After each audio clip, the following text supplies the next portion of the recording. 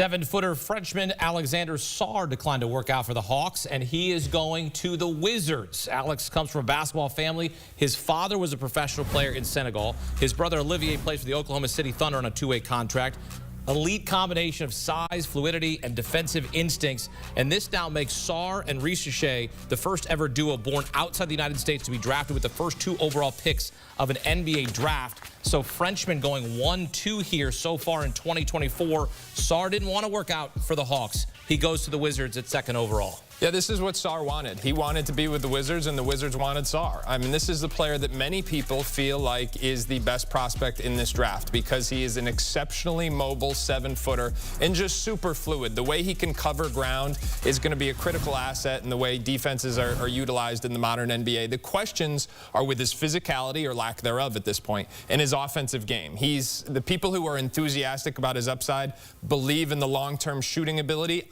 I don't see it just yet. I'm worried about his ability to play through contact. He's a rim runner. He's a lob threat in theory because he's bumped off those spots right now. So this is a guy who's got to put on 20-plus pounds of muscle before he's able to do what he does on the offensive end of the floor. For much of the past year, when you would look at mock drafts for big boards, Alex Sarr was at the top of most of them. But when Atlanta wins the lottery and it's clear he doesn't want to go there, that's how he ends up a part of these other conversations. If you're Washington, I think you got to be thrilled because you got a guy who has been labeled by many the best player in the draft with the 2nd pick.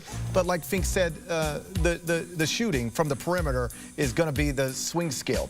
This is one where we slightly disagree. I see it and I go, okay, I could see him becoming a reliable threat. And if he's going to be worthy of this pick, he might need to become that someday. Fink has more questions, which makes me have more questions because I trust his evaluation as well. But on the other end, that should come fairly easily. He can really fly around, block and alter shots the way Jaren Jackson Jr. does with the Grizzlies. That's the comp you hear more than any other with Alex Sarr. If it hits, he can be Jaren Jackson Jr., but part of that will be becoming what Jaren Jackson Jr. already is, and that's a reliable three-point shooter. Before Avery follows, your grade for this pick is what? B+. B+. That's about as good as you can get in the top 5 in this draft. They got their guy. They got the guy that they would have taken if they had the 1st overall pick. B+.